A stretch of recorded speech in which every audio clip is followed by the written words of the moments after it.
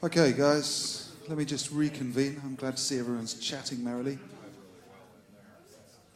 I'm almost tempted to do the schoolboy thing and ask everyone to come forward, but I just think it's probably going to knock over glasses of water and cause chaos, and we haven't even started drinking yet, so let's not do that.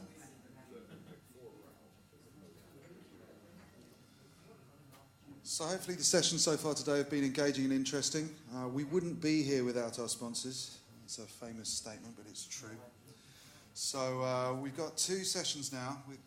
We term this section the State of the Stack. It's kind of a bit of a throwaway title. What we're really going to look at here is the sponsors and what they can deliver. But I didn't allow the sponsors to come and talk to us about air conditioning systems.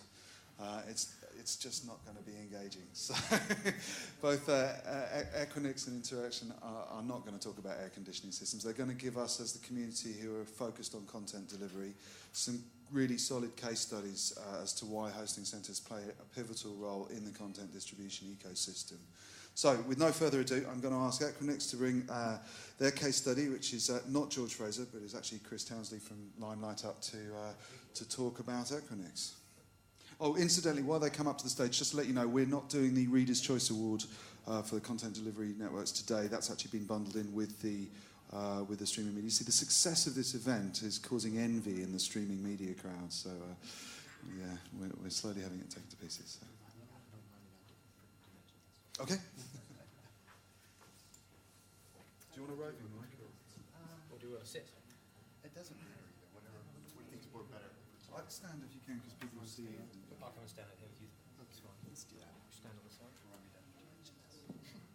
Oh, that's very important. It's probably the most important Are thing. you going to do it at the beginning or the end? Keep everyone on. You want to do it at the beginning to get them really interested to see. Oh, that's true. Yeah, I'd get the juices flowing now. Yeah, definitely. Good afternoon, everyone. I know you guys have been waiting for the sponsor speech. It's the most exciting part of the show, right? I promise you we won't inundate you with sales marketing stuff. One thing I do want to mention, though, these are in your packs.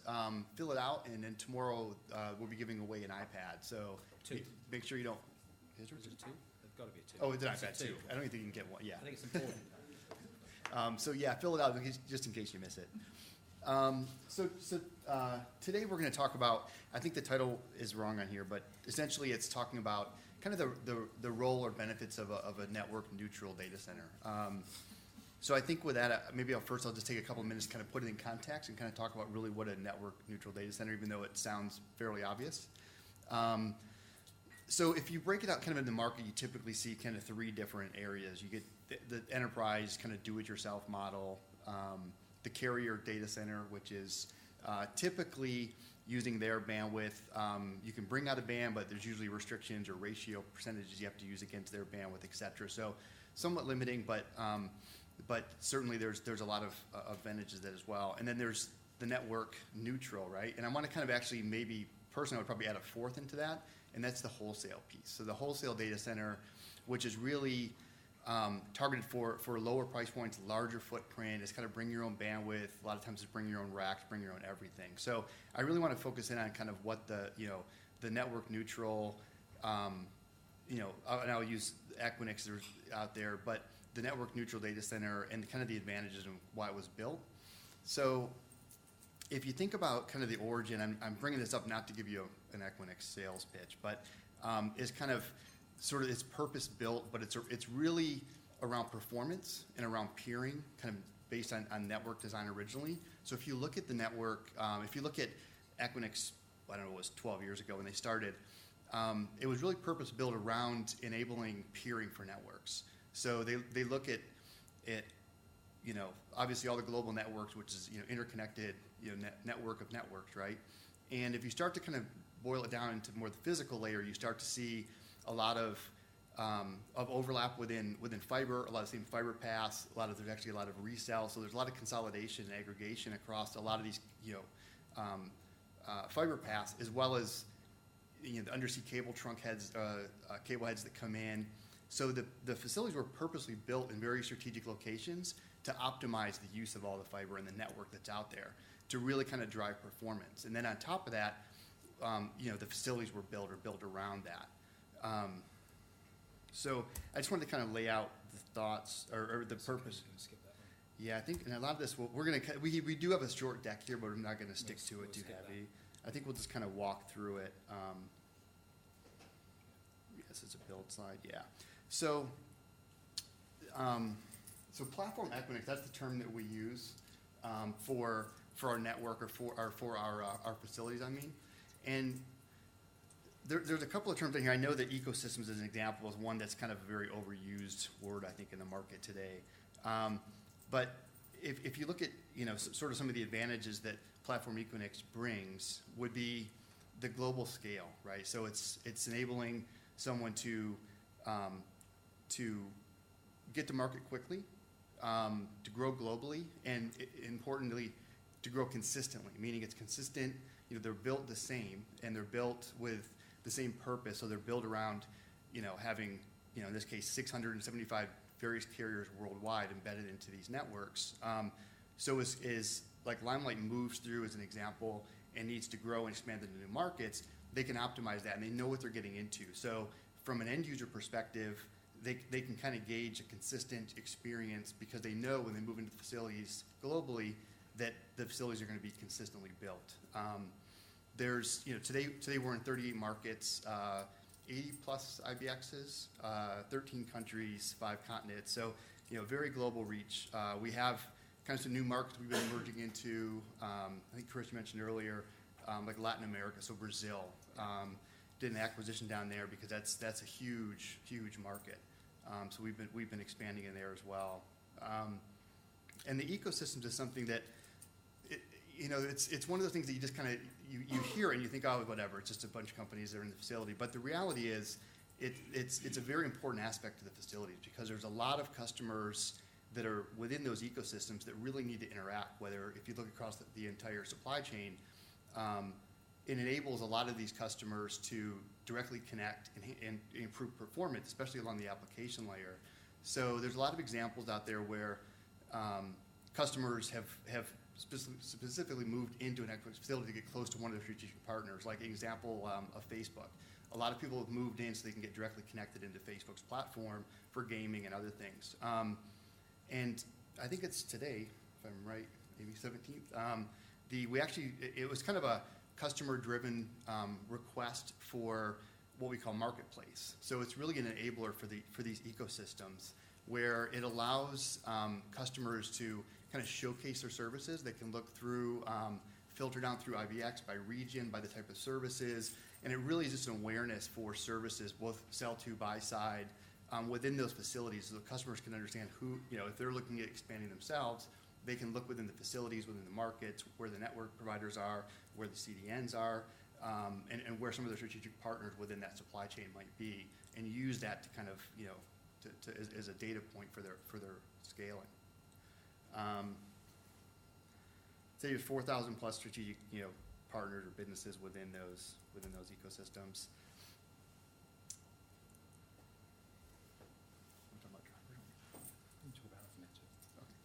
So this is just to show, a slide kind of representing some of the key drivers that we're seeing. Some data points, so just to show as far as some of the huge drivers for Equinix from a facilities perspective. We've had a massive expansion. If you look at over the since 2008, so a little shy of 3 years, we've put $2.4 billion into facilities. Just to kind of to lay the numbers out there. It just shows the demand. So that's through acquisition, global expansion, expanding within local markets that we're already in. So there's a lot of demand for this. Obviously, as we've been talking about all day today, the big drivers, we have video, we have mobile, and on top of that, it's really performance around this, right? So especially around mobile. We're starting to see a lot of, location-based ads, type of things where you're getting ad-embedded services where you need to have the content providers tied in close with their ad networks, tied in close with their distribution networks, et cetera. So it's really, this platform is an enabler to bring a lot of those businesses together. From media specifically, major. Yeah, we touched on it. From a Limelight perspective, it's straightforward, really. I talked about this morning. We need to continue to scale. We need to be running at least 50% headroom on the network. you know, as we build out into some of these emerging markets, you know, we need to be lighting these pops up within 90 days, 220 days. So, you know, we need a blueprint by which we can go out and replicate and build these pops into these regions. And we're not talking about putting a couple of 42U racks with 10, 21U servers in there. We're talking about putting a lot of 42Us in and hundreds of servers going in, you know, multi-million-dollar super pops, you know, going into these locations purely to, as you said, to be able to scale and keep ahead of demand. So, and it's straightforward. I mean, you know, Derek talked about it earlier, tsunami of content. I mean, we're not even there yet. And I think we're really going to start seeing it going into 2012, 13, 14 is where we're really going to see the explosion. So.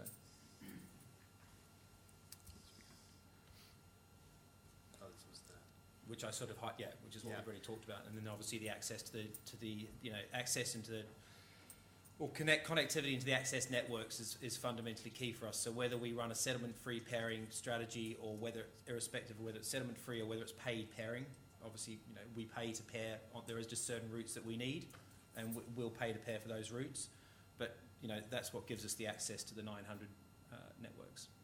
Yeah, and that's also a kind of, you know, one of the key elements within Equinix as well. Is we have very purpose-built exchanges. So we've got exchanges that are built around enabling providers to peer, interconnect, exchanges around global networks to enable global providers to peer, internet exchanges, which allows customers to get a layer 2 connection into an Ethernet and be able to get multiple networks all tied into that. So making it very simple, making it a very dynamic environment, bringing in multiple providers you can move quickly as needed.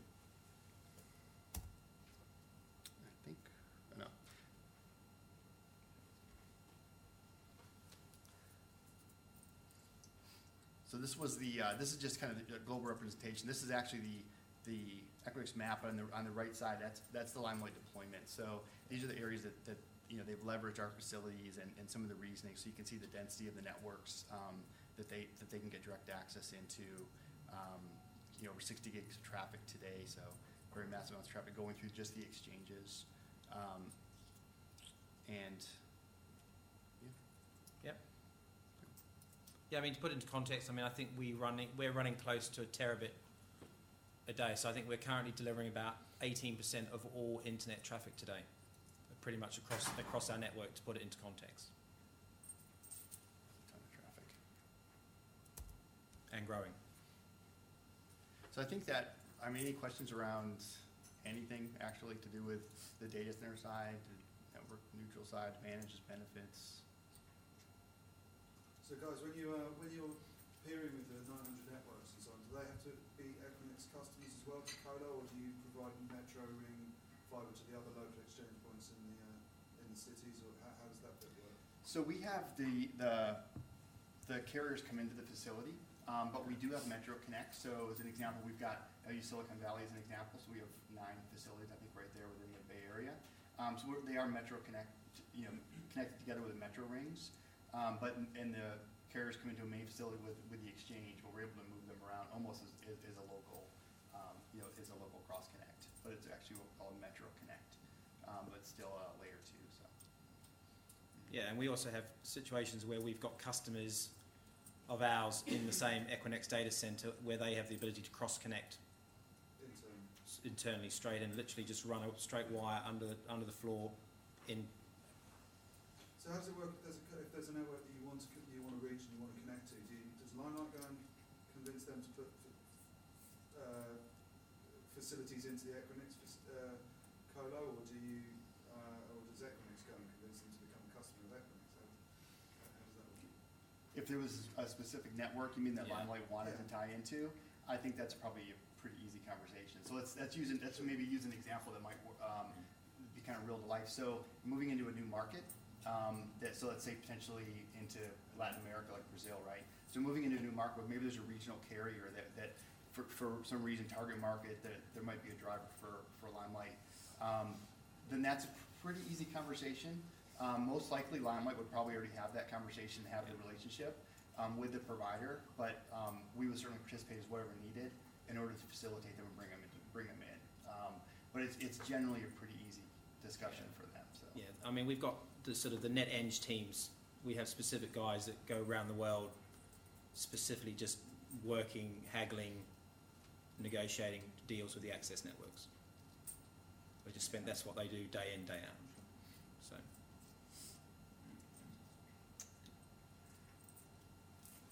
All right, so close with a happy note. Don't forget the iPad 2 signature. Great, thank you. Thanks, guys. Did you mention it? I did, twice. Twice. So there's no excuse not to fill it out there. Okay, guys. Well, thanks very much, Equinix and Limelight, for that. Next up, we've got Interxion and iStreamPlanet, and they're going to talk about the infrastructure they're building for, guess what, the Olympics, I think, yes. and other things. Yeah. Wait for a data center provider to come along and two come along at the same time. Typical. Actually, there were three, but Teddy said it. There was three, yeah. Great. Controls on here.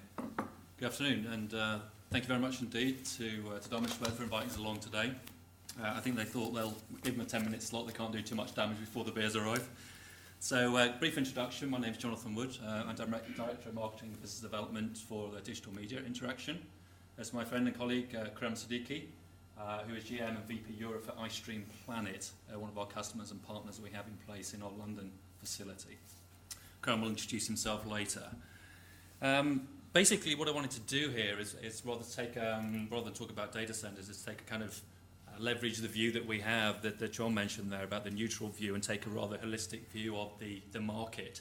And rather, as many of you in the room are CDNs or involved in the CDN marketplace, and many of you indeed are our customers, we wanted to sort of try and flip it around and take a little bit of view from the content perspective, the content owner's perspective, rather than the content distributor's perspective.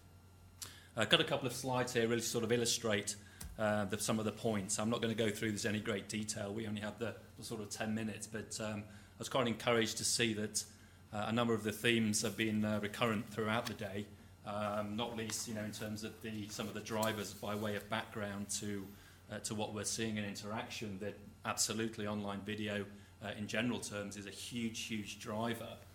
Now it makes up in excess of 50% of aggregate internet traffic at any one time.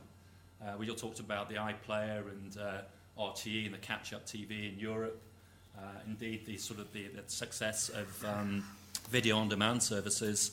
And I think, I can't remember who said it earlier, that the actual connected TV or the smart TV will not even scratch the surface of the impact that's going to have on our industry.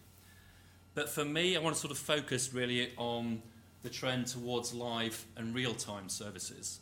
We saw earlier this year in the UK that the Royal Wedding surpassed all records in terms of the actual volume of viewers and actual traffic that was generated. And we're in no doubt whatsoever that sports rights particularly drive this sort of online broadcast environment.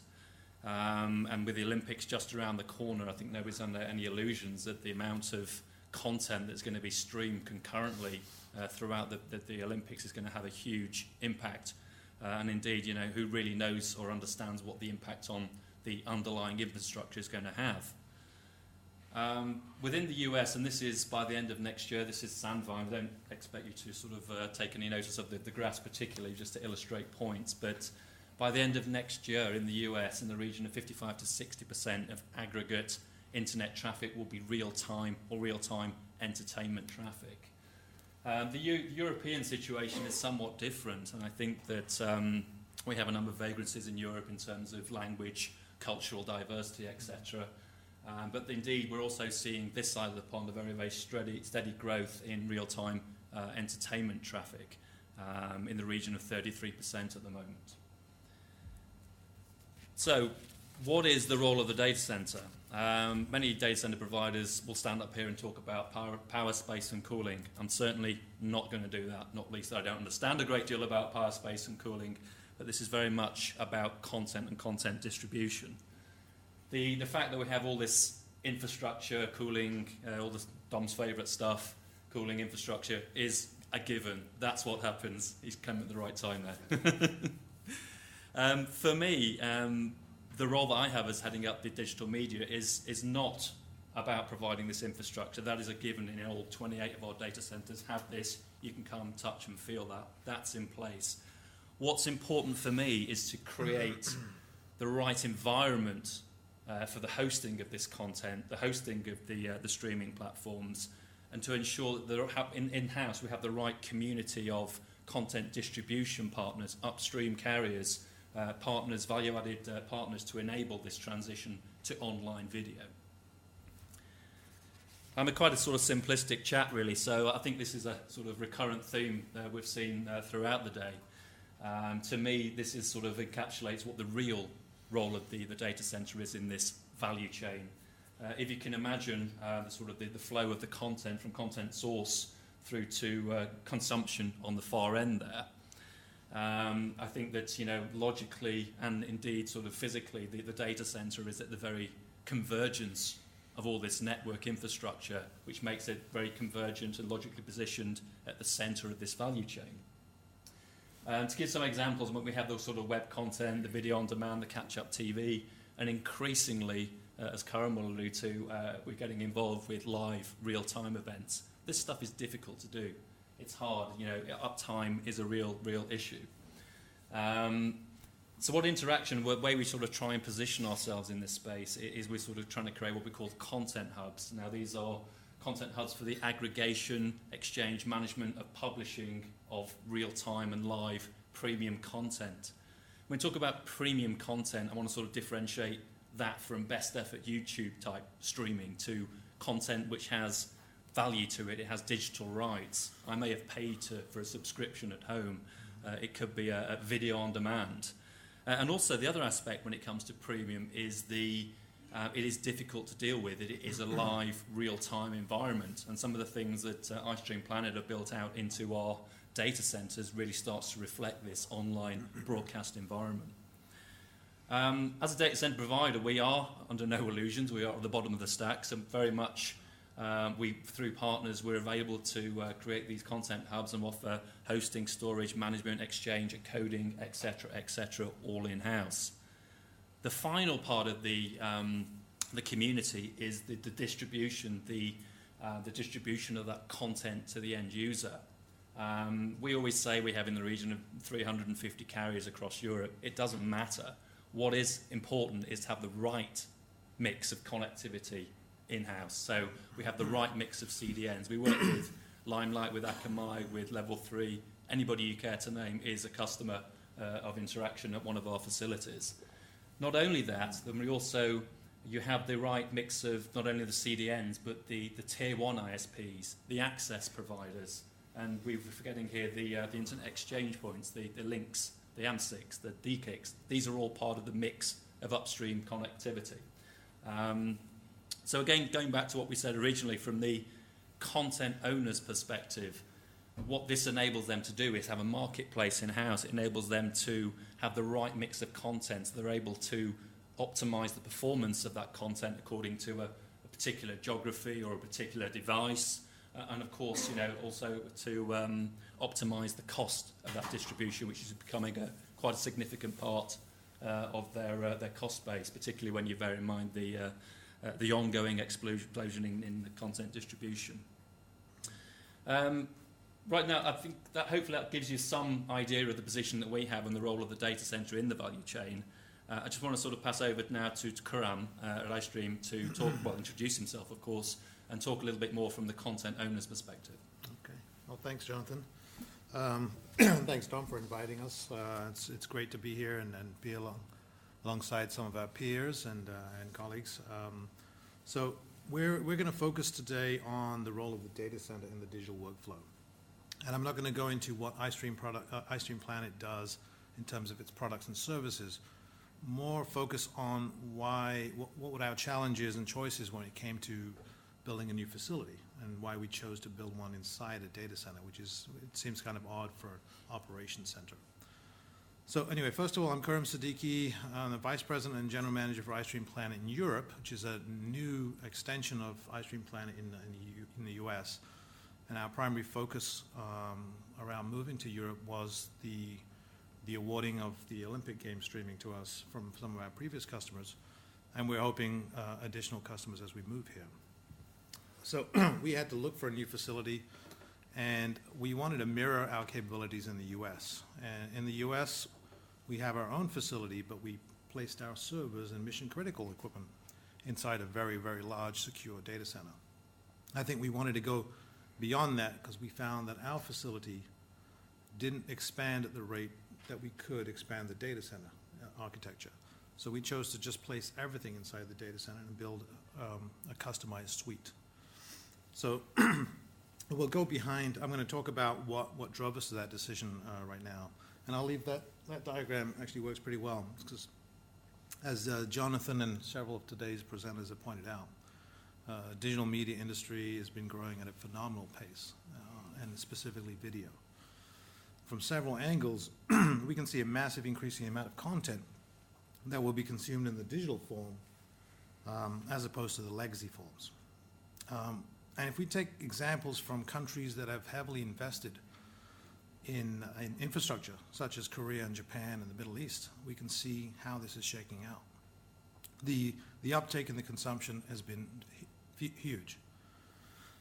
People are wanting to cut cables, cancel subscriptions, buy more smart devices, just plain wire up their homes, all so they can, get the content they want when they want it. We can also see how this is happening and how the digital workflow will cope with filling this demand. I mean, how on earth can you foresee us possibly digitizing every book, magazine, TV show, movie, news broadcast, or sporting event that ever existed, and those that are still to come? You want to flip that? Okay. So iStreamPlanet's workflow mirrors the one outlined by Jonathan earlier in this presentation. I think you can see the usual suspects up there. On the left, we've got our acquisition infrastructure, which includes a large array of satellite dishes directly located on top of the data center. We have an availability of up to 40 different carriers, bringing us point-to-point and pop fiber that can span the globe. We have access to all the major telcos directly, so we can utilize IP multicast wherever it's feasible, and the file-based media transfer also. Then we have origin and encoding services that are scalable. We can just rack up as many as we need, and they're provisioned around our current engagements. When you mate that together with our video workflow automation platform and our customizable content management system products, we're able to provide our clients with everything they need to produce and distribute content across multiple devices, multiple platforms for both live and VOD. We prefer to leave the CDN portion of this workflow to the experts, many of whom are in this room and have built out state-of-the-art networks which span the globe and have built-in redundancies. That's something we're quite happy not to have to replicate ourselves. So how do we grow our infrastructure at the rate at which the digital revolution is growing? So we look at, flip that, iStream's existing and evolving business model. We examined what we have in store right now, the engagements that we have contracted for the next few years. And with that, we can look at the current live and VOD partnerships that are on our books. We can build our infrastructure around that. We can also look at the requirements of some of the longer-term deals that we anticipate acquiring and build around that, put some headroom in, both from a live and VOD standpoint. It's relatively easy to forecast those infrastructure requirements. It's pretty much a straight line graph. And in terms of downlinks and fiber, the same thing. You just kind of look at your headroom and how much you need and put it in. But what we're more concerned about was the ad hoc stuff. And we all know this comes up. You get something right out of the blue, some big contract, and you've got like a month to put it in. The inauguration speech was a great example, and so is the royal wedding. And these things are so large that you can't anticipate how large they're going to be until they actually happen. And you can't fail.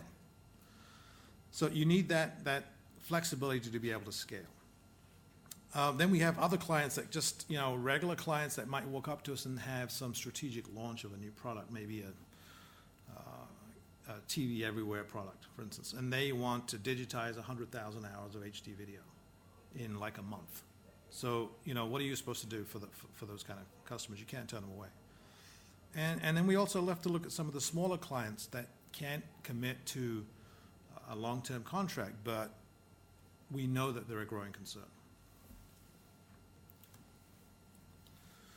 So what are the challenges? We've got, more and more of the time our clients are deciding to take part in events at the 11th hour. And this may be due to rights not being ironed out, a monetization model that not being agreed upon, co-branding deal with another company. But the end result is that we get the least lead time. Traditionally, it might have been 6 to 12 months, and now, if lucky, we might be getting 3 months, probably even less. The next challenge is that there's higher competition now. There's more companies in this room now that do streaming than 5 years ago. So if we don't do it, someone else is gonna. So we have to be able to be adaptable. And the next thing I want to talk about is the complexity. Broadcast networks are asking their digital counterparts to do the same things that they've been able to do in their linear space. Graphics, transitions, slow-mos, ad insertions. These are all things that were only left for the linear broadcast space and weren't done in digital space a few years ago. But now it's becoming the norm. And then the other thing is geo-blocking and expiry of rights. These are more complexities, as well as monetization and credit card transactions. So these are some of the challenges and complexities that our content providers and owners are asking us to build into our systems. All right. So basically the term we came up with is business agility. We have to be light on our feet, ability to able to change and model our infrastructure around the constraints and requirements. So and we could be flexible and basically expand a contract based on our clients' needs. If we built a large facility and then we didn't have 6 months worth of work, then we'd be burning a lot of money. So we needed something that was scalable and allows us to keep control of how much content we acquired, encoded, stored, edited, and distributed. At the same time, it needed to be at least 4 nines reliable. And actually now we're moving on to 5 nines reliability. The net is having these expectations. We also needed redundancy in areas that was cost prohibitive for smaller companies to operate under. Alternate energy supply, alternate air handling, alternate, expandable space. And we needed the ability to touch multiple carriers within a short lead time and getting them hooked up. I think some of the other partners talked about shortening these lead times from the traditional 90 days to about 30 days. And we're looking at even shortening those to a week. Make a phone call, fill in the right forms, and if they're in the next room, we could get a connection in a few days. So we needed our facility to be directly connected to the CDNs, Tier 1s, and ISPs, so we could eliminate the ebb and flow of the public internet. And that would reduce latency and improve the quality. Security is another concern to our content owners. After all, that's their bread and butter. If they hand over their premium content to us and we have a lapse in security, then that's it, the genie's out of the bottle. So that's something that a data center could prove useful in because they have the utmost of security. So as you can see, for us to rely on the DC is proving necessary for us to handle the accordion-like variations we have to cater for. In this age of like high rents, labor, infrastructure costs and stuff, we'd be hard-pressed to build a facility that had the potential to expand at the rate that we anticipate the digital media industry will expand at. So those are the governing factors why we chose to build our operations center within a data center and not build a custom facility by ourselves. And we're finding that it's given us a lot of value and a lot of usefulness. And we're, apart from the Olympics that we anticipate doing next year, there's a lot of other large contracts that, we're not even aware of that may come about. And I think we're going to be pretty agile and able to take those on. So you want to sum up? Thanks, Graham. Yeah. Just very quickly, sort of high-level summary, and thank you so much for Karen to give us some of the insight into the content owners and indeed his customers' perspective.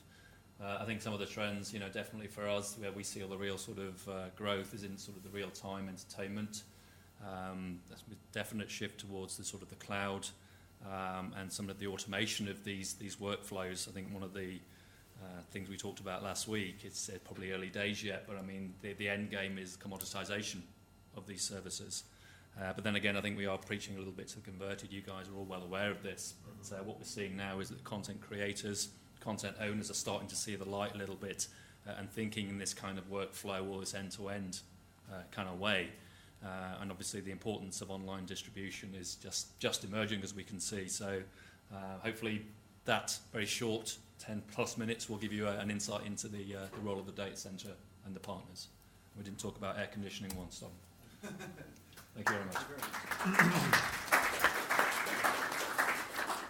We can talk about air conditioning at the beers afterwards. Over a bit. I know it's your pet subject. Right, while Mark and Steph come up onto the platform here, I just want to introduce a little bit about the next topic. So CDN Federation has been talked about for a long time, and you probably don't want the Wi-Fi connection, you probably want the CDN Federation slide. Where are we? Let me get us up here. Okay. So yeah, so CDN Federation is a topic which has come up time and time again. Can I get the roving mic, Martin? And in fact, I've had many conversations with Steph about this over the years. We, once again, just to harp on about my dead CDN that expired a couple of years ago. In the dying days, actually, one of the conversations we had, Steph and I had a lot, was about CDN Federation and about where we could use each other's networks to build out into regions that we couldn't expand into ourselves for all sorts of reasons. Interestingly now, that conversation, Derek mentioned CDN Federation in his from the point of view of level 3. You hear the topic appearing time and time again. One of Mark's colleagues spoke at the Content Delivery Summit in Streaming Media East this summer about CDN Federation. So brands like Cisco are taking this seriously. I saw this coming. I've seen this coming for a long time. But there seems to be a lack of call to arms. So this is a bit of an experimental session today. The idea isn't just to talk about the fact that it's a valid proposition, because it clearly is a valid proposition. People want it. Content providers want it. CDNs want it. The question is, how are we going to actually make it happen? What can we actually do to put some stakes in the ground? So I kind of volunteered this part of the day to Mark and to Steph to ask if they could treat it as an interactive panel, to talk a little bit about what CDN Federation might be, what people have talked about so far, and also to try and get some feedback and get some interaction and maybe even some commitment from people in the room to start making CDN Federation a reality. And if there is a bite, if there is interest, then this time next year's Content Delivery Summit, then if there's been some commitment to action, let's review that, let's see where we've got to, and let's plan again for the following year. So this is an experiment. I'd quite like it if you guys participate and throw questions. It's new territory. So help the guys out. Don't just sit there going, "Oh, come on, get to the beers." This is a topic that's important. It will make a difference. So I'd like to introduce you to Steph from Jetstream and to Mark from Cisco. I'm going to stay on hand to keep you guys chivied up. So over to you guys. Steph, please take us. Shall we do an introduction first? Yeah, please do. Okay, my name is Stef van der Ziel. I'm the CEO of Jetstream. We have been doing CDN Federation trials since 2002 in the Netherlands, bringing telcos and content owners together to talk about the growing scale of online video and that they have to act and cooperate instead of fight each other. So today we license CDN technologies to telecom operators, and we work on CDN federated technologies and concepts. And Marc Latouche, so Cisco. Here, my point is that effectively, Cisco as a company, we are developing content distribution solutions that are acquired by service providers, and actually they came to us to understand effectively how to better position that. And working with them came this idea about CDN Federation. And as a vendor, obviously, we are interested to understand what needs to happen to make sure that such CDN Federation, which we believe should be open by nature, because not all SPs will by default select Cisco or another vendor. So we assume that there will be some openness required, and we'd like to better understand what is required from the content providers, from CDN, and from SPs in order to make sure this is happening. Mark, did you have slides? Because you mentioned you had a few slides. Yeah, initially I had 40 slides, but I realized there's a beer just after us, so Okay, we've deleted it. so we'll make it simple, no slides. Okay, so guys, let's start with looking at some technical basics. Okay, so what are the key challenges that you guys think we're going to face in federating CDNs? What's the objective here? Are we trying to set up a billing relationship? Are we trying to set up a peering traffic relationship? What do you think? So is everyone aware about what CDN Federation is about? So shall we start with that? Yeah. Give us your ideas, Steph, and then let's Okay. chase on from the floor. Well, in the beginning there were just a few CDNs, but what we see today is that virtually any telecom operator will have their own CDN eventually. Even enterprises and content owners have their own CDNs, and which is great because content gets distributed deeper to the and deeper into the networks, deeper in mobile networks, deeper to the end users. But the problem for content owners is that they don't have to work with 1 or 2 or 3 CDNs anymore. They have to work with 10 or 100 or 1,000 CDNs, which doesn't make sense for them. So either they need some overlaying technology, or they need someone as a mediator, or even better, the telecom operator should start to federate, so you can just go to one, and that telecom operator, even though they don't have the capacity in other regions, can buy capacity in other regions and use the capacity from other telecom operators to deliver content deeper into remote regions. So some of the models are from global CDNs to regional CDNs, but also between regional CDNs. Mark, how would you see the term CDN Federation panning out in terms of your perception Yeah, as a Cisco? I would agree with your definition. So it really came from or angle of where we understood that was service providers wanted to deploy CDNs in their own network because as they're closer to the end user, they could provide a better quality of service than what you could provide if you peer or you put your caches at the peering point. Having said that, when NSP does that, he does that only in his footprint, which might not be interesting. BBC have customers that are not just BT customers; they could be other customers. So came this notion of federation, which if you talk about SPs, it's not if you in mobile you have roaming. So the idea was that people could federate, and each of the different players would be paid for the portion of what they deliver.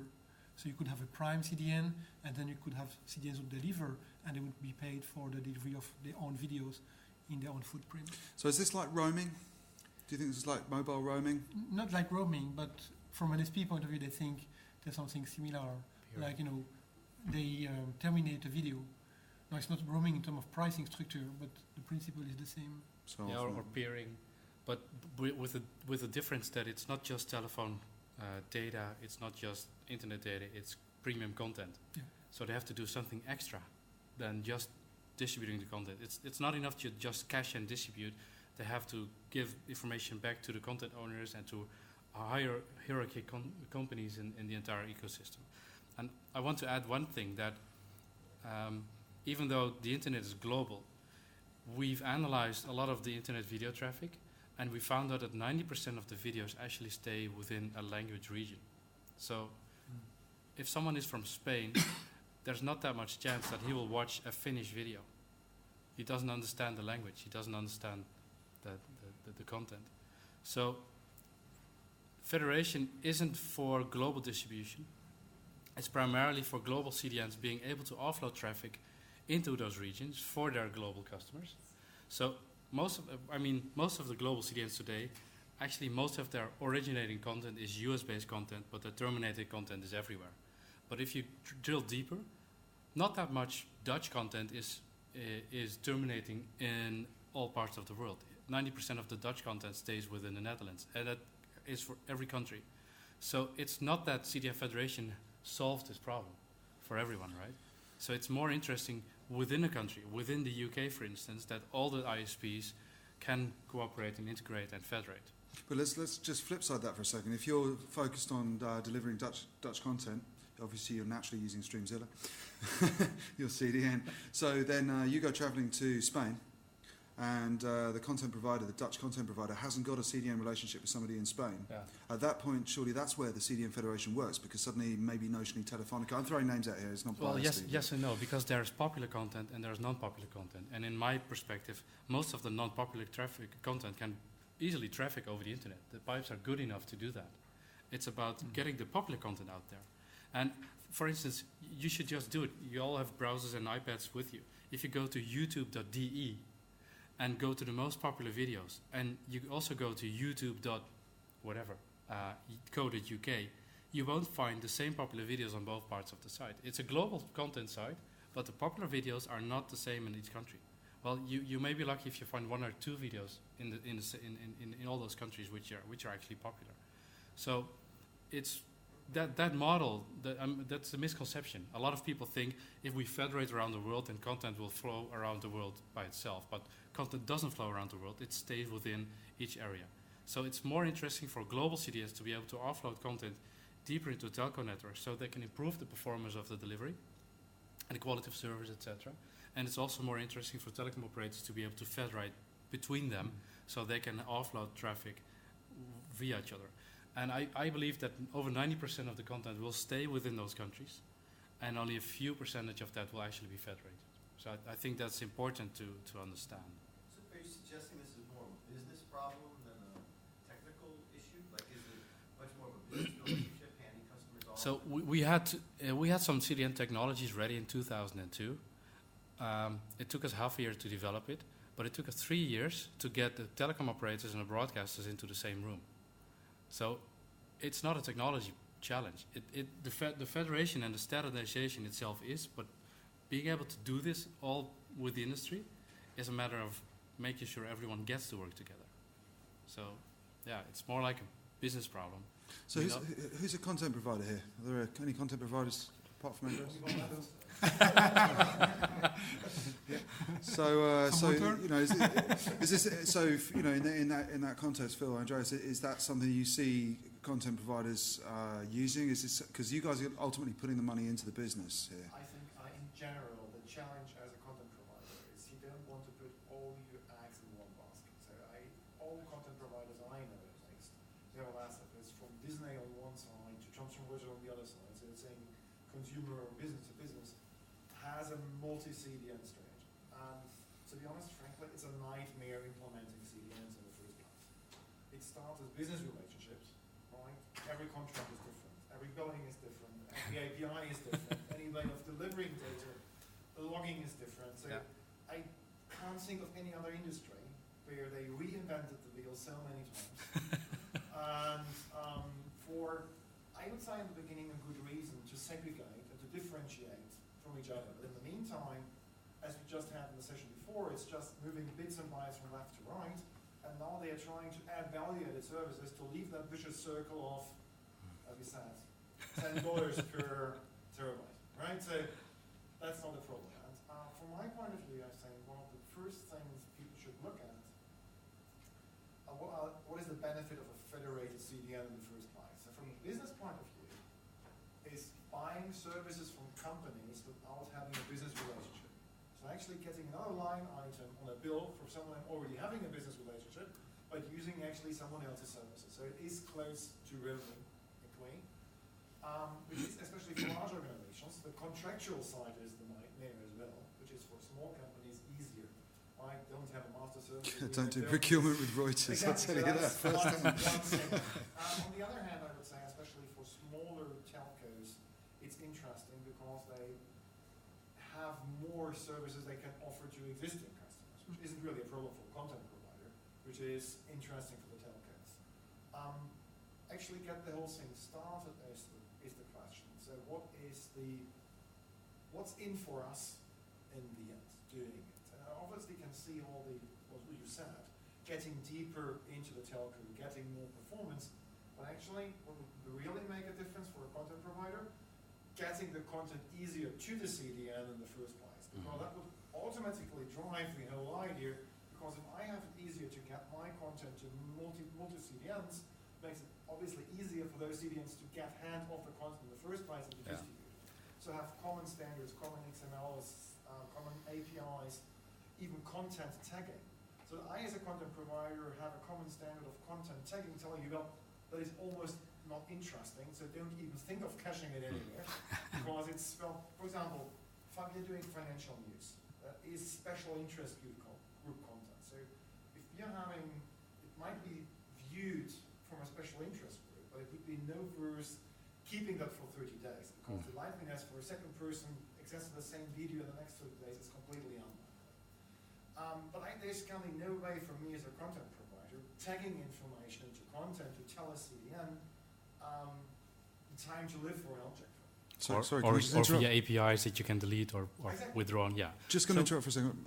Mark, can you start writing keywords on that whiteboard, and I'm going to keep the piece of paper and bring it back next year, because I do want to stop talking about CDN Federation, see if we can actually do something. You've got brilliant. Copy them up to the board, and keep them, as people talk, let's get some of these keywords in and see if we can structure I have one this. remark, which is when Federation, I mean, it's a bit of a buzzword, right? There are multiple things to it. First of all, we have CDN interconnectivity.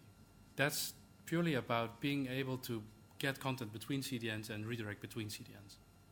Federation is a step next to it, which is not just about being able to integrate CDNs technically, but also about the business part. So how to get logs back and do billing between each other, etc. The next step beyond that is that companies could use those federation models and those interconnection technologies to actually do business overlay on top of multiple CDNs or act as a clearinghouse for content over multiple CDNs, etc. So I think there are 3 steps. The first step is interconnectivity, federation, and then the overlaying and the whole clearinghouse, etc. So those are the 3 steps that are required in the entire process. We're not even in the first step. I mean, we're talking about CDN Federation right now, but everyone has different technologies for APIs. I mean, some CDNs pull in content through HTTP, others demand you to upload it through FTP and pre-ingest content, which offers better performance guarantees, but it's harder for content owners because they have to work with multiple CDNs, etc. So we're not even there in that part. And so it sounds like from your point of view, maybe Phil, if you've got anything to add to that.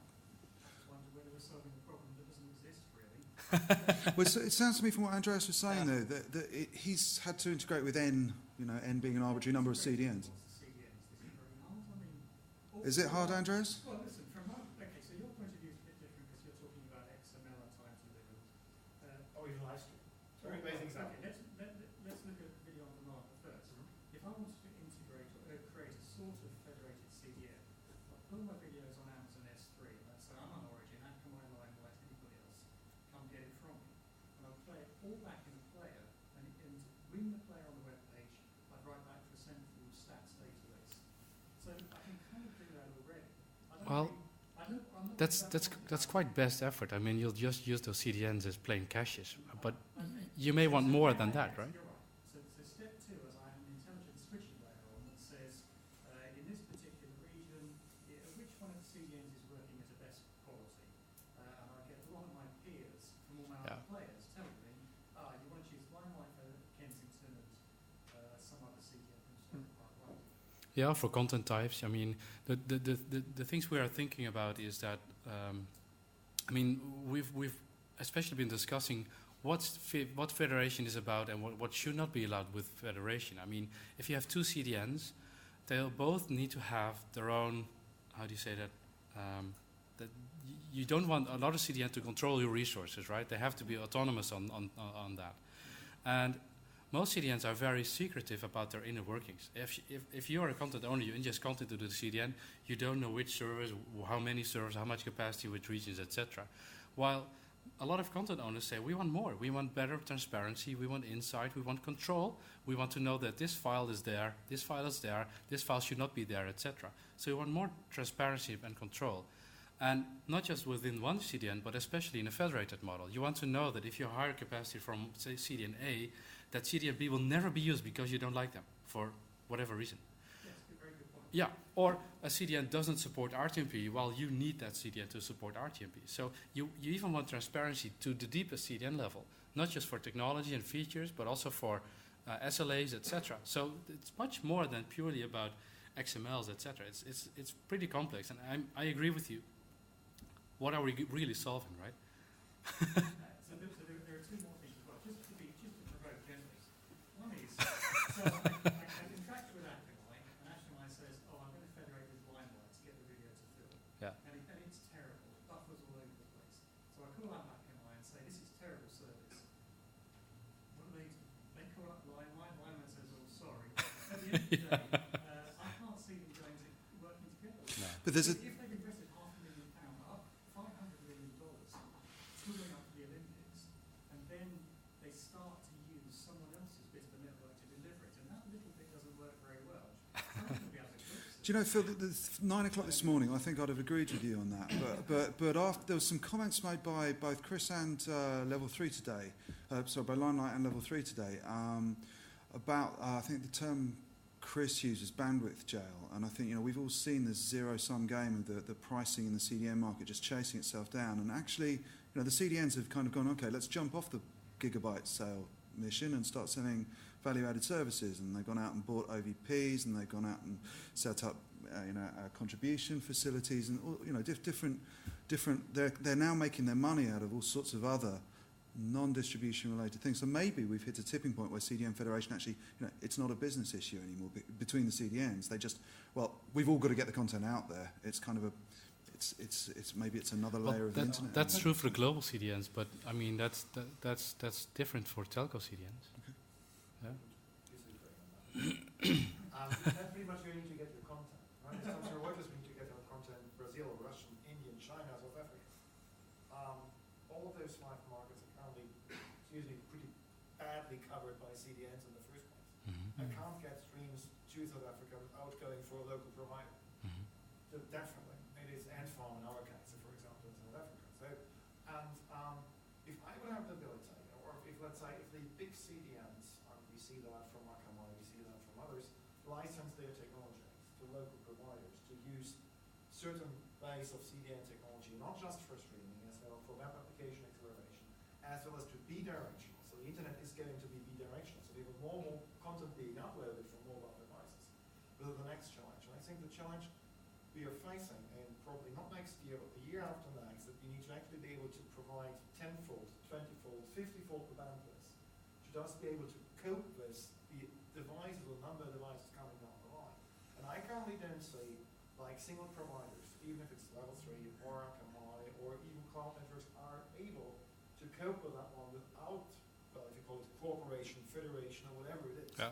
I don't really care. As a content provider, I like to have a way to have easy access to those combined collaboration services.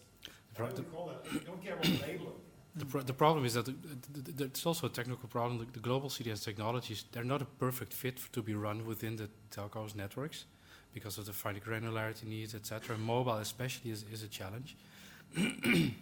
And even if their technologies would be a fit, a lot of telcos would never allow them to deploy servers in the networks. So let's ask Simon. Simon's a telco here. We got BT represented in Simon. Would you license Limelight's technology and Akamai's technology and Jetstream's technology? Would you license all these technologies? Well, so I think there's a number of issues. So I think one is so firstly, would an operator bring all these CDNs into their network? So one is all the usual questions around security and can they be integrated into our network and sort of meet all the telcos' very strict policies about third-party technologies and so on. So that's one thing. Actually, in a way, to some extent, those are commercial issues.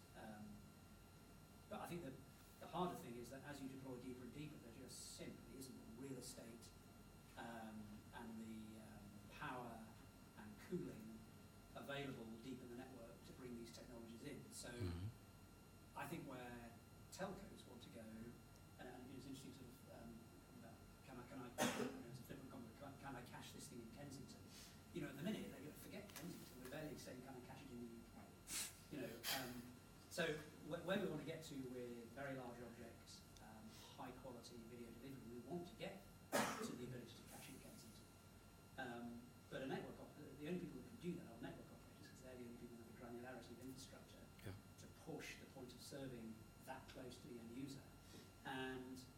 they're going to do that, then what you kind of need is a complete abstraction of the serving infrastructure so that a telco can deploy the appropriate hardware in their network in Kensington and other places around the jurisdiction they're in. But the real value that CDN technology players play in is the application layer, it's the software, it's the control plane. Mm-hmm. And you know what, the way we're thinking is that at some point, we're not there yet, that control plane will be abstracted from the hardware layer, so that as operators can do what they're good at, which is deploying the right infrastructure at the optimum place in the network, and that those blade architectures or whatever those architectures are will interoperate with these various control planes, and then content providers can choose what they're choosing is the control plane.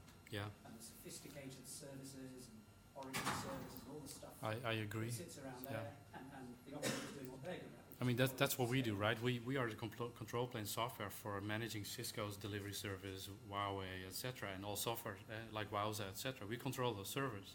And then on top of that, you can stack those control layers. So a third party can actually rent some resources on a third party CDN and be the control layer for them. Yes. That's how federation should work. And we are thinking of opening up some of our API technologies to just drive this, because otherwise everyone will just sit on their own proprietary stuff. What I could do is draw a bit on how that works in our vision. This abstraction is extremely important. So let's say you have a physical network infrastructure, routers, fibers, etc., and you deploy some edge servers. Can you guys hear at the back? I'll get Stefan. Can you? Sorry. Oh, that's better. So you deploy some edge servers in the network in specific regions, whether they are Cisco, Huawei, or whoever, or off-the-shelf servers or cloud-based servers. That doesn't matter. And then there's a CDN control plane on top of that. And of course, the CDN control plane communicates with these servers through APIs to get content into those servers, to read out the status, monitoring, etc. Get logs back. All those APIs are required. So what we have been concepting and have been developing is that, of course, on this control plane, you provision accounts, wholesale accounts for customers. So there's a customer living on that CDN using some of those resources. So resources are assigned to this user.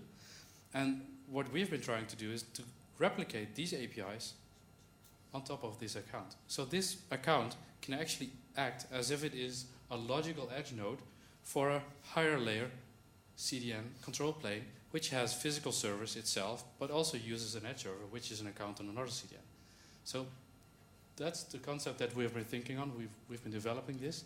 And this is what we are trying to get into the standards, to make sure that, we're working with ETSI to make sure that these concepts at least get into those standards. So CDNs can actually work on this.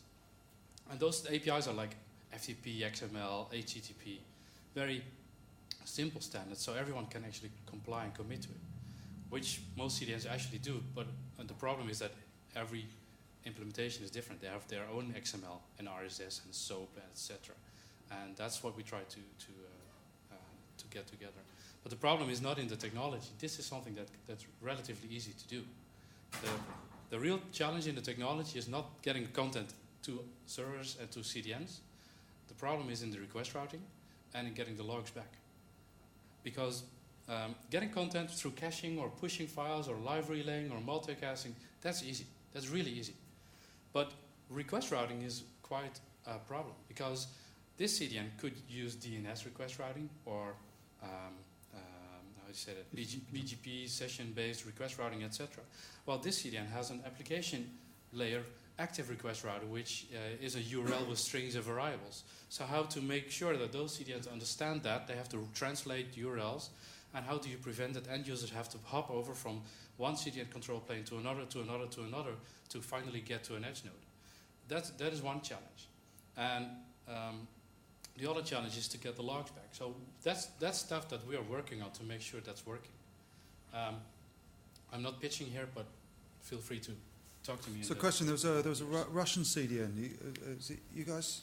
Yeah. Well, and at the back, I don't know, are you the same? You're separate companies. So what does this look like to you? This is quite a bit, well, we have BT and we've had North European companies talking here. I don't know what stage you're at with the evolution of your CDNs, but what does this sort of strategy look like to you? Does this look like something that would be useful for bringing content in from abroad into Russia?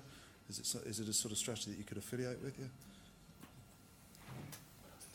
So let me try to comment on that.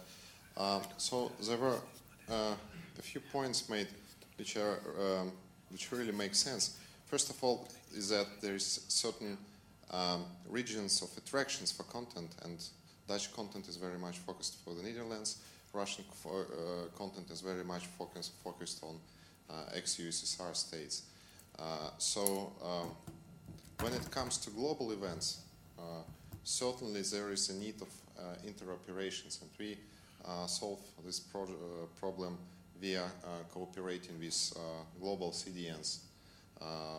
On the other hand, we have a much deeper penetration into the Russian broadband market so that we can deliver streams from global CDNs to the Russian internet audience, which really spans huge distances. So having that said, I think operationally content providers would definitely benefit from CDN federation at the level of delivery. Speaking of all these operational issues, this is really a huge problem because even if you imagine that you need to translate user interfaces into local languages, it's already at the very beginning stage of reading the documentations. It starts being an issue. And so there's lots of operational issues to solve before you can propose a unified solution. So this is what I can sign for. It's really not about moving the bits. That's an easy part. It's really into integrating APIs, integrating customer spaces, integrating all the environment for the customer. Do you see that the same at the back? There's another CDN. Might be easier just to shout. I basically agree with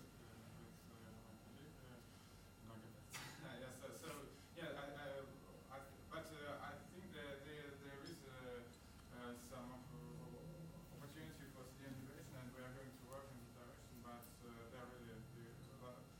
there are some issues to solve. But I think as soon as it becomes economic to solve them, they are all be solved. Any problem can be solved, and it really has to be solved. Andreas. There's one question on how, from a commercial point of view.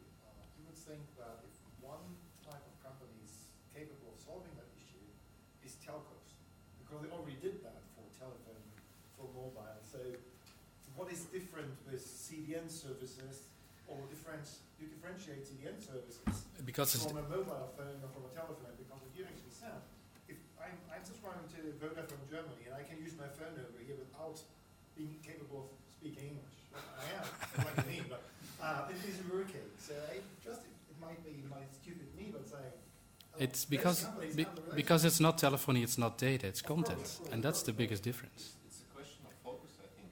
If you measure the scale of CDN business for most telcos, I'm not speaking about level 3, but for most telcos, it's just a marginal service at the moment. So it's the least thing they think about is about CDN federation for the moment. So when you have wholesale data business, when you have telephony, it's not really their core issues for now. On the other hand, CDNs are doing media delivery 24/7. So that's why they probably have the best position to think about interoperability and common denominator.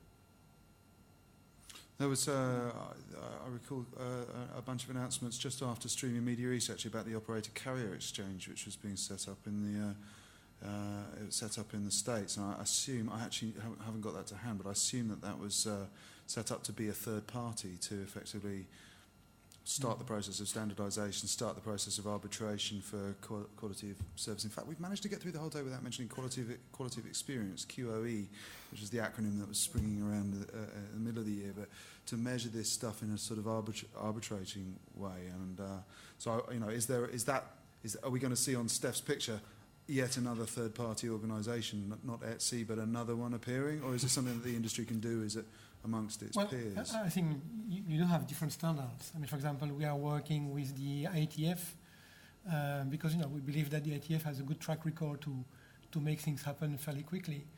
And there is actually a working group on CDN interconnection that exists, has produced papers. They've even published some examples of trying to do CDN interconnections. So I think we do things happen now. Are they dealing with quality of service and billing? Which are the two? It sounds like those are the two big questions. Definitely. Quality of service and billing, and the fact that if you are an operator, you'll be able to do the analytics between the networks and the content caching, for example, makes that you could provide much more meaningful reports. The user has an iPad when he was using that, what happened on the network.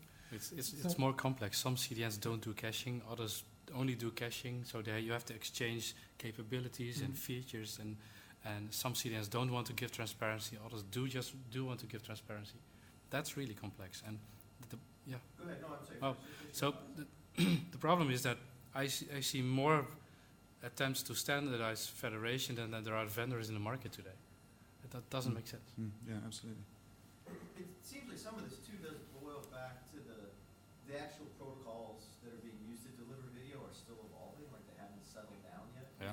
MPEG Dash is like this new thing. Yeah. The Apple HLS is changing. It seems like every 3 months.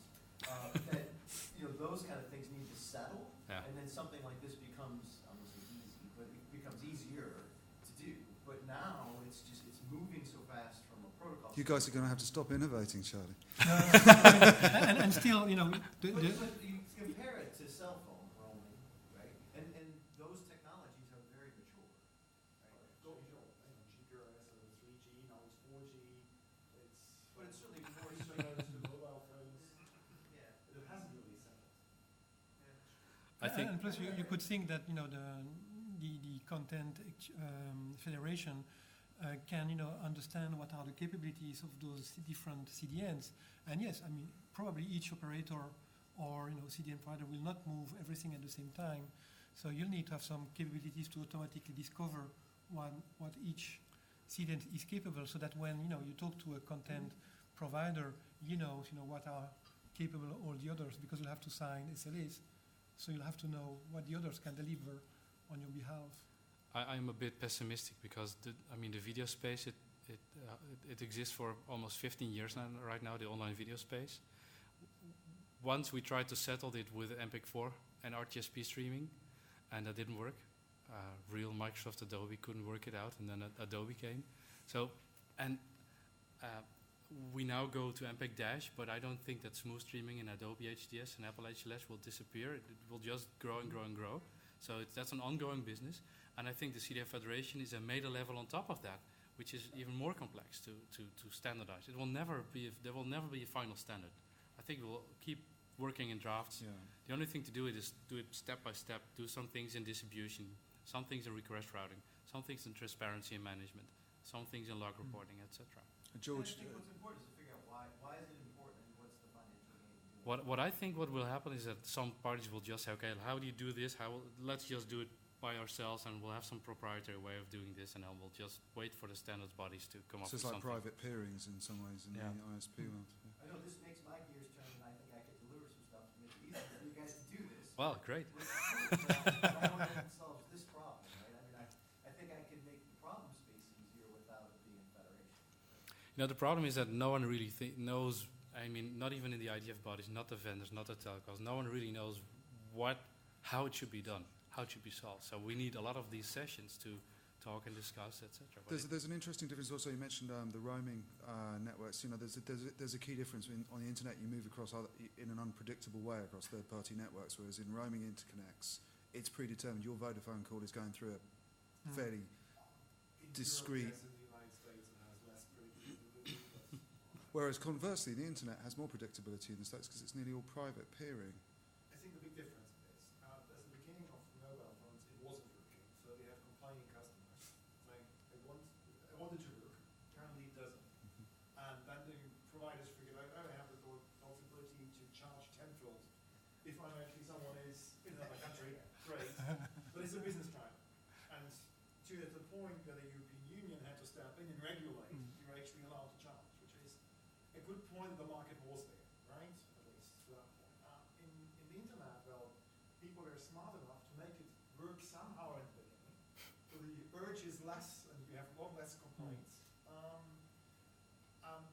the quality of service is the big driver. Correctly, we have heard today, if you have one rebuffering, probably most of the people already changed general content, not later than the second rebuffer, right, in content. Doesn't really matter if it's a 10 seconds clip or a 2-hour thing. Obviously, as longer the content is, it's more likely it gets to have rebuffering and quality issues. And that, especially if you try to monetize your content, that is the biggest problem in the first place. Because if you have content providers like us, or like, for example, like Disney, and all those content providers currently get the feeling that for whatever strange reasons, telcos or other providers, TV networks try to protect their old business models and not really give our clients high quality access to content. And that is, I think, the dangerous thing, because sooner or later, content providers will try to cut out the middleman completely, try to sell directly. They're already starting doing that. So the risk on one hand is if you don't sort out federation to one end and have a high quality experience for the end user, it might be that if you don't adapt, you die. It might not happen over a month or over a year, but definitely will happen over the next 5 to 10 years. Because if I have a feeling that people are not consuming Disney content as Disney because there is a crappy telco in between or the internet isn't working, that is the biggest problem I have to solve. And if the telco isn't helping me, I try to either buy telcos or go to CDNs or whatever. So in the end, it means for the telco less revenue. Because and Google Disney will will find a way, or Google will find a way, and Microsoft will find a way to get the content to the user. Even if it's a preloaded iPad or whatever it is in the end, I don't know. But that is what their business model relies on. And the people stop using illegal content because high quality content is available everywhere at high speed. There's another interesting thing. I talked to a lot of content owners and asked them what they think they need in content delivery, which is quality of service. They said, quality of experience, that's nice, but it's not the broadcasting experience that our end users are getting, because the content can adapt. We want guaranteed HD quality, 720p or 1080p, guaranteed. So quality of experience is more like a last resort than it is a great tool, which is a step beyond the HTTP delivery that people are doing right now. And you can only do that with a telco. So yeah, we do need federation for that. Another interesting challenge, which is I think one of the biggest hurdles, is in mobile content. Mobile video is growing extremely fast. Mobile networks cannot cope with the demand. The problem is that end users are not recognizable by their IP address. If you have an IP address in a mobile network, it's either through NAT or you have the same IP address within your country. I was in Norway last week. I still had my Dutch IP address. So all CDNs have been built around the concept that you can recognize someone's geolocation, and not topology, geolocation, based on their IP address, which doesn't make sense in a mobile network, which is another thing that has to be solved before you can do any federation, especially in a mobile network. So Phil, in answer to your question, what problem are we trying to solve? It sounds like quite a lot. See, from a technology, I'm an engineer by training myself, and we could sit and talk about this for years. Yeah. That's like your cordy riding multicast that actually works and still no one's doing it. It's interoperable now and it works. And we're still not doing it. Yeah. The very, the big gorilla in the room is some bloke who owns most of level 3 saying, you're not talking to Akamai, you're not talking to Limelight, get back and do your job and sell more gigabytes. He's gone home. I think the multicast model never really worked because the business model was wrong. If you have a telco charging other telcos on the traffic destination, like what many of them do over here, multicast will never work because you don't know where the traffic is going to. So pretty much you have by design traffic you can't bill anybody. And that is the reason, from my personal point of view, the reason why multicast never really worked. We did a multicast trial. That's a technical barrier as well, besides the commercial barrier. Fully 100% IPv6 multicast enabled network with a lot of end users. They did live streams at HD. They even did 4,000 HD. That's the biggest HD version. 96% of the videos had to roll over to unicasting. because not because the network wasn't good and capable of doing the multicasting, it was the end user's equipment. Wi-Fi, routers, firewalls, etc., blocking multicasting. I was talking to You a guy. can't solve that problem. Yeah, I was talking to someone in Apple the other week, and he wasn't even aware that they don't support IGN-PV3. You know, it's like, this is why this stuff. So I think Adobe's working on some smarter things like simulated multicasting, etc. Maybe that will work, but that's purely for live. But I mean, I don't know the figures, but I expect VOD to be a huge chunk of the video traffic, and not just live. A little bit of an expansion. What is the practical first step you would suggest? Is it VOD? Is it live? Is it acceleration, upstream, downstream? What is the most practical from year to day? I wouldn't segment it into types of delivery. I would start with making sure that content can flow from one CDN to another. The next step is to redirect user requests from one CDN to another, or do backloop redirect functions so end users don't have to hop over multiple CDNs. And then the step is to get monitoring back, transparency, log files back. So it really has to be done in phases. Otherwise it will never work. It's too big. So are there CDNs in the room that would participate in that experiment if Steph was to take, if we were to land that on Steph's plate? Uh-oh. Would you guys be interested in that sort of experimentation? There's a hand up at the back. We have a taker. going. Simon? Is it sort of thing? Could be. Maybe that's the call to arms. Let's maybe try a small experiment over the year and see if you guys can do some redirection. We've got the bids are going up. We've got content. We've got an operator CDN. We've got an overlay. We've got two. You guys as well, maybe. Yeah, brilliant. Okay, well, are there any other CDNs I've missed in the room? Not a CDN, but it was just a really interesting discussion. So this is, and I don't know if the migration path will go along this line, but it's starting to kind of sound like the MPLS discussions, right? So the private autonomous systems or QoS, everyone's implemented them differently. All the end users want to be able to have, all of them talk together with seamlessly transparent. And then this discussion went on for years, very stagnant. Then you started to see it finally progress, right? So you started to see where there was a need for, and I can see, especially like Russia is a great example, some large players, so Verizon, you have a global provider, they needed to get into India, so they started partnering with Reliance and putting in private interconnects. So it was that first step, right? So it was negotiation, how do we do our protocols? We need to tie an end-to-end SLA to this so we can ensure data. We need to set business requirements around how you sell in, how you sell out. So it seems very similar to the discussions that are going on here. Yeah, I mean, you guys are also in an interesting position as an Interxion. The data. I remember having conversations when I kicked off on my multicast hobby horse about 10 years ago. Having conversations with, I can't remember the name of the company, the people who own London 1 and 2, the big hosting centres in the Docklands. Actually, the hosting centres are potentially in quite a strong position to sit there and say, you want to put a router into my facility, one of the conditions is you run IPv6, you run IP multicast configured in this way. You actually could exert quite a lot of influence. I know you wouldn't want to do that because you want to be carrier neutral and let everyone do their own thing. But you're in quite a strong, there's very few nexus points where you could exert influence, and even if you did it by pressure rather than by dictation, you could, you're in quite an interesting position to kick that sort of thing off. By support and by influence where we can be, but you're right, there's a lot of sensitivity around those discussions. Yeah. So, but certainly, there is of high interest to us as well. Okay, well, are there any other points anyone wants to bring up? I'm conscious that the free beer is looming now, so. Okay, well, look, let's carry on the discussion over some beers. I'd like to thank everybody who's taken part today. I think we've had a good range of stimulating discussions, and I'd like to thank. I'm not even going to try and list everyone from memory, but I'd like to thank everyone who's taken part, especially all of you guys, the delegates.